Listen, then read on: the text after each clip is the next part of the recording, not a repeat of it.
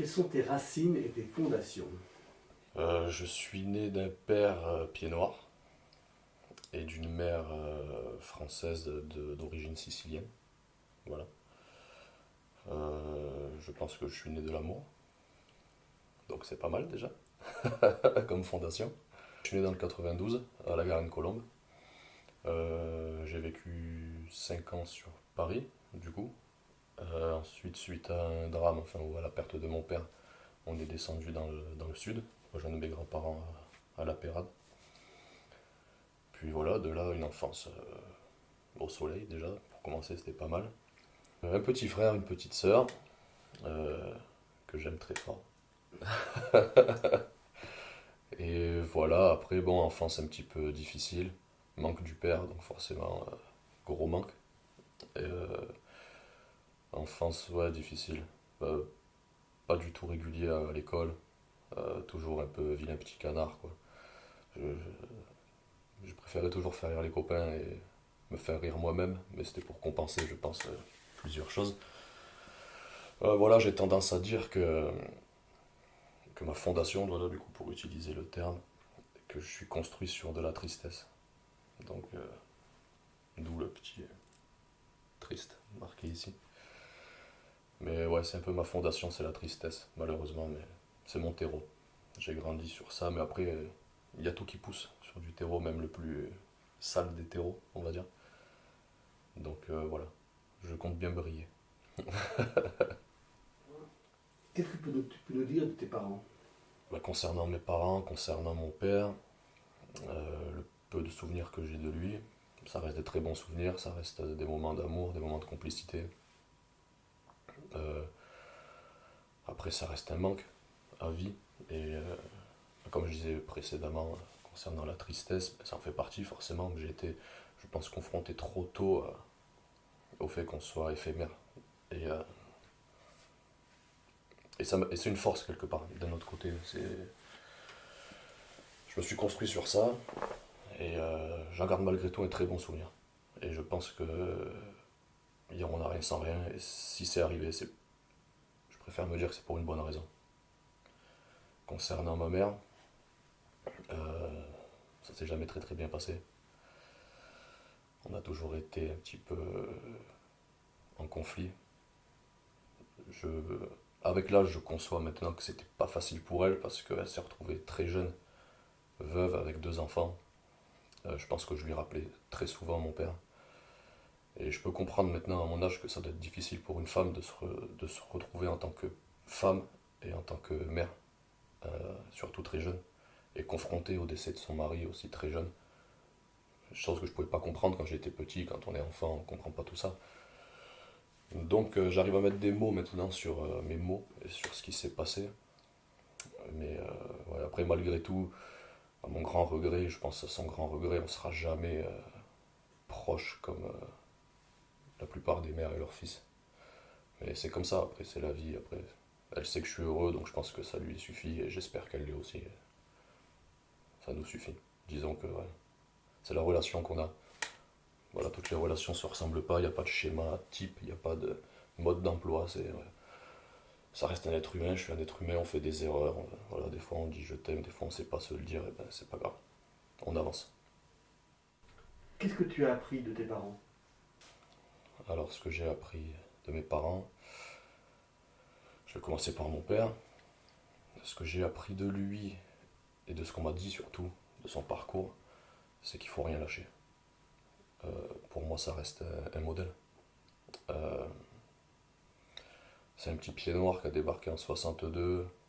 Euh, on sait comment c'est difficile pour les gens qui viennent en France et dans d'autres pays de se faire accepter. Que ce qu'on soit espagnol, italien, ça a toujours été très compliqué. Puis voilà, c'est un petit gars qu'on avait mis dans une cité HLM de Paris qui a commencé à balayer des magasins de chaussures de luxe et qui a fini gérant des magasins de chaussures de luxe. Donc ouais, ça reste un modèle quand même. Quand on veut, on peut. Et c'est ce que j'ai toujours fait. C'est ce que j'ai toujours pensé.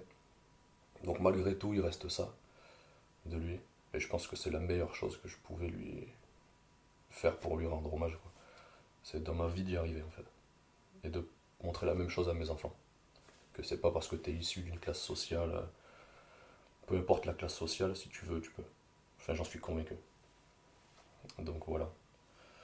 Et mon frère, pareil, a fait une ascension là même, gérant de magasin. Donc au final, on marche dans ses pas, quoi, avec ou sans lui. Concernant ma mère, ce que j'ai pu apprendre d'elle, bon, c'est peut-être dur ce que je vais dire, mais c'est la difficulté de la vie qu'il faut se débrouiller tout seul en fait. Qu'on est, on est seul, je pense. Et c'était pas voulu, elle a pas voulu m'apprendre ça, c'est par son comportement et encore une fois, de par notre relation. Mais ça m'a donné de la force. Je me suis toujours senti tout seul, quelque part, un peu abandonné. Mais j'ai tendance à beaucoup la défendre malgré tout, même si elle sait que je lui en veux pas mal. Mais je trouve toujours des excuses et des mots pour dire qu'il n'y a pas de méchanceté dans tout ça. Et, euh, et ça m'a donné de la force d'y arriver. Ça m'a fait prendre conscience de ce que j'avais, prendre conscience surtout de ce que j'avais pas, et ça m'a surtout fait prendre conscience de ce que je voulais, ce que j'avais besoin. Et au final, je me suis encore une fois donné les moyens d'avoir ce que je voulais. Et je parle notamment de ma famille. Il me fallait un cadre, il me fallait un certain confort, on va dire, sentimental, émotionnel. Et je l'ai retrouvé. Donc, merci. Comment ça s'est passé pour ton enfance jusqu'à l'adolescence, on va dire? Mon enfance a été, bah, comme je l'ai dit, hein, ça a commencé très tôt dans le mal, quoi, parce qu'à 5 ans, se retrouver avec son père décédé, la dernière image que j'ai de lui, c'est il est parti d'un cancer. Puis en 94, le cancer, c'était pas trop ça, quoi. Il n'y avait pas trop les traitements, c'était pas trop. Il l'avait pas accepté non plus, donc il a mis très longtemps avant de se soigner. C'était un peu tabou, ce que j'ai cru comprendre à l'époque. Et donc quand la dernière image qu'on a de son père, c'est un homme dans un fauteuil, c'est pas une très belle image, quoi. Donc ça m'a fait prendre conscience très tôt de la dureté de la vie. C'était dur. Et du coup, très rebelle. J'ai tout rejeté. Jusqu'à l'autorité de ma mère, je rejetais tout. Je me cherchais, j'étais dans un monde trop dur pour moi, je pense. Trop hostile. Donc ça a mis du temps. Donc je me suis très vite entouré de beaucoup de copains, beaucoup d'amis. Ça a toujours été très important pour moi. Et les amis. J'ai toujours tout donné pour mes amis. Euh, et je donnerai toujours tout pour mes amis.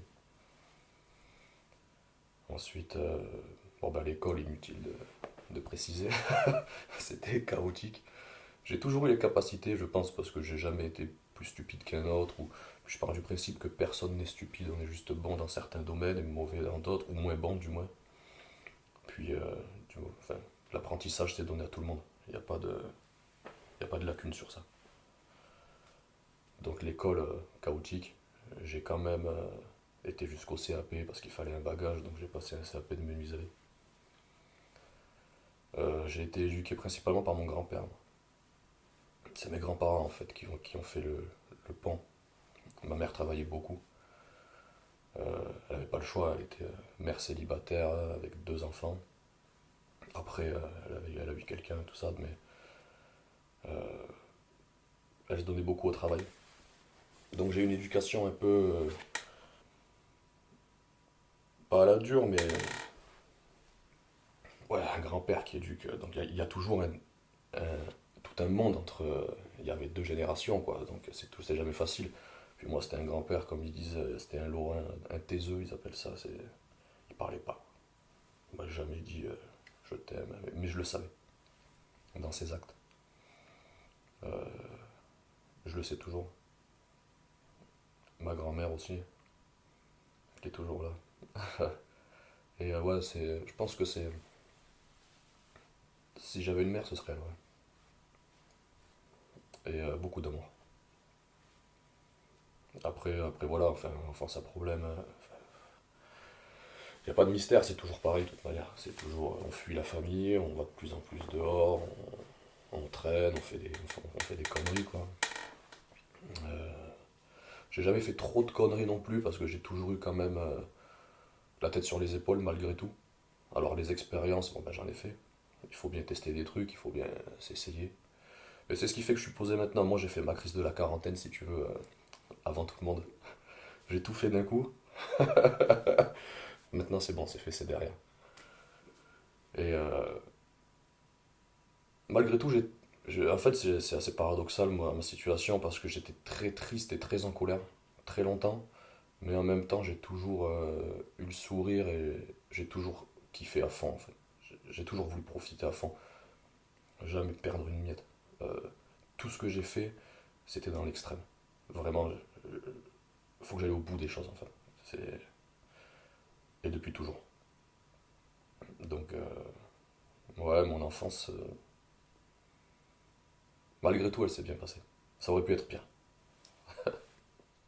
Est-ce que tu peux nous raconter un souvenir particulier de ton enfance qui t'aurait marqué? Honnêtement, j'en ai aucun particulier. Bah, j'ai toujours celui de mon père. J'ai le jour où je suis chez mes grands-parents et la porte s'ouvre, je me tourne, et là j'ai 5 ans, là, tu vois. Et je m'attends à voir rentrer ma famille, et je vois rentrer des visages froids, éteints, tristes. Et ouais, ça, j'ai pas aimé ça. Et déjà, j'ai compris qu'il y avait quelque chose. Et en fait, il venait d'enterrer mon père. Et moi, je savais pas, et on m'a pas permis d'y aller. Après, bon, un enfant de 5 ans, on l'amène pas à un enterrement. Ah, voilà. Et du coup, ouais, je suis très marqué de ce moment. Et j'en ai beaucoup voulu qu'on m'ait pas laissé dire au revoir. J'ai été très rancunier de ce jour-là. Ça m'a énormément marqué. C'est ce qui fait que maintenant, je préserve énormément mes enfants. J'essaie de pas tout leur montrer. euh, Parce que je pars du principe que les cicatrices se transmettent. Il y a énormément de choses. Je suis issu, comme je disais, d'une famille pied noir, par exemple. C'est des gens qui, malgré tout, ont souffert. Là, je parle pas de politique, je parle pas. Là, on parle juste de gens, de civils, d'êtres humains qui ont souffert. Et, voilà. Et, et alors ça, je l'ai pas en souvenir parce que j'ai pas vécu la guerre, j'ai pas vécu tout ça. Mais dans leurs paroles, tout ça s'est transmis en fait quelque part. Et c'est ce que je veux éviter maintenant, de transmettre mes cicatrices en fait. Évidemment, faut qu'il bien qu'il y en ait un moment donné qui dise stop, qui garde tout et qui part sur une base saine. Donc c'est ça. Mais ouais, en souvenir, j'ai ce jour-là. Ouais. Ce jour-là, il partira jamais parce que, en plus, gros ascenseur émotionnel, je m'attendais à recevoir mon père qui rentre de l'hôpital, tout ça. Et puis, ben, finalement, non. Donc, ouais, j'ai ça. Après, j'ai énormément d'autres souvenirs d'adolescence, tout ça, mais avec les amis, enfin, voilà, que je ne citerai pas. Quels étaient tes rêves? Quand j'étais enfant et ado, mon rêve, Quels rêves? enfin, un de mes rêves le plus utopiste, c'était juste de partir sur une île et qu'il n'y ait rien du tout. Personne. Et vivre. Avoir le temps. Mais sans qu'il y ait du temps, tu vois. Justement, qu'il y ait juste la vie. Ça, c'était mon rêve utopiste. Après, je dirais que j'avais quand même ce rêve de famille. Ça, c'était vachement important. J'avais besoin de ça. C'était viscéral, il me le fallait. Il me fallait construire ça. Donc, j'ai toujours su que j'allais avoir des enfants, j'ai toujours voulu en avoir, j'ai toujours. Alors, je savais pas si j'avais les épaules pour ça, mais ça, on le sait jamais, ça, on l'apprend. C'est un métier au quotidien. Mais ouais, j'avais ce rêve de famille, ouais. Et, euh, et ce qui en découle, c'est le rêve d'être heureux, tout simplement. Je pense que c'était juste être heureux, en fait. Ça passe par différentes choses, mais et encore une fois, je pense que j'ai accompli mon rêve. Je suis très heureux.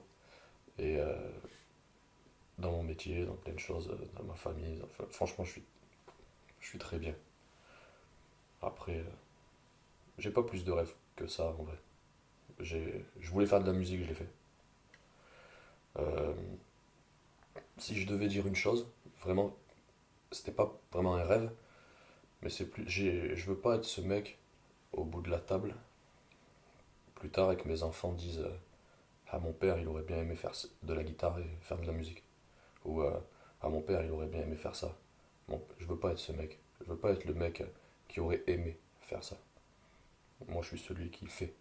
Et je suis celui dont mes enfants diront, il voulait faire de la guitare, il voulait faire de la musique, il l'a fait. Il voulait...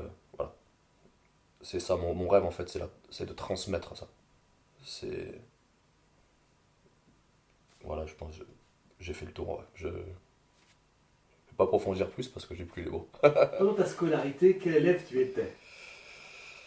J'étais un élève très indiscipliné, très provocateur et aucun effort. Vrai, je m'en foutais complètement. J'avais les capacités, j'en suis convaincu, mais j'ai jamais aimé ça, quoi. De toute façon, c'est quelque chose qu'on m'imposait, donc de base, ça n'allait pas. Voilà, ça aurait pu être. Et j'ai jamais trouvé. Après, je pense que. Alors, j'ai un avis très tranché sur l'école. Je pense que c'est un système qui est très mal fait. Je pense que ça valorise pas forcément les gens. Donc, je pense que je suis juste tombé sur de mauvais tuteurs, on va dire. Mais c'est pas de leur faute, c'est que ils ont une méthode académique et je pense que l'académie, c'est pas adapté à tout le monde. On peut pas avoir une méthode pour 7 milliards de personnes. Quels étaient et quels sont tes rapports avec ta fratrie? Mes rapports avec ma fratrie, alors ma fratrie déjà elle se compose d'un petit frère, issu du même père et de la même mère, qui a 3 ans de moins que moi, Romain, et d'une petite sœur, demi-sœur, mais bon, c'est ma sœur, qui a 10 ans de moins que moi. Donc moi j'ai quitté la maison à l'âge de 18 ans, donc quand je l'ai quittée, elle en avait 8. Donc quand elle était bébé, moi j'étais en pleine adolescence. Donc si tu veux, quand t'as 14 ans, tu t'en fous d'un enfant de 4 ans, même si c'est ton frère ou ta soeur, quoi. Il n'y a pas d'échange. Je préférais aller sortir, quoi. Et puis, donc il y avait des petits échanges comme ça. En fait, je l'aimais, mais bon, 10 ans d'écart, c'est énorme quand t'es enfant. Maintenant, je prends des nouvelles, enfin, je sais qu'elle va bien. C'est l'essentiel. Elle est à la fac, elle fait sa vie. Mon petit frère, ça a été plus compliqué. On était plus proches. Et moi, je pense que j'ai toujours voulu instaurer quelque part et que j'ai mis une certaine pression sur lui vis-à-vis de la mémoire de notre père. Et que moi, je me suis toujours efforcé de préserver. Et je me suis toujours énormément identifié à ça. Et, euh, et lui, le pauvre, il avait que 2 ans quand c'est arrivé, quand mon père est parti, donc il n'avait aucun souvenir. Et j'ai mis très longtemps à le comprendre, ça. Et je lui en voulais, en fait. Je lui en voulais beaucoup je pense de me laisser seul, en fait. Mais c'était inconscient, il faisait pas ça pour ça. Donc ça a été quand même assez compliqué. Après bon, je le trimballais partout parce qu'il fallait que je le prenne partout avec moi quand on était gamin. Donc eh ben, je le prenais avec moi. Donc on a partagé quand même énormément de choses. Il a vu énormément de choses qu'il n'aurait pas dû voir pour un enfant. Mais d'un côté, j'ai fait mon rôle de tuteur et peut-être que grâce à moi, ça en est bien sorti. Et après, ça a été compliqué pendant quelques années, mais j'ai toujours su que tôt ou tard, il aurait 30 ans et que tôt ou tard, on pourrait discuter vraiment. Parce que forcément, il était très proche de ma mère, euh, proche de mes beaux-pères, je pense avec lesquels il cherchait une figure paternelle quelque part. Et je peux pas lui reprocher ça, de rechercher quelque chose. J'avais pas le droit en fait de l'amener dans mon malheur et de vouloir lui en donner en fait, c'était égoïste, mais bon, on choisit pas, on maîtrise pas quand on est enfant, il n'y a pas les mots en fait, j'avais pas le recul nécessaire. Mais je savais qu'un jour il allait avoir du plomb dans le crâne, moi aussi, et qu'on pourrait échanger, qu'on allait discuter, et puis ben, maintenant ça se passe super bien. C'est le tonton de mes enfants, j'en suis fier. Je suis très fier de son parcours. Je suis très fier de lui. Et ça se passe bien. Et c'est tout ce que je souhaitais.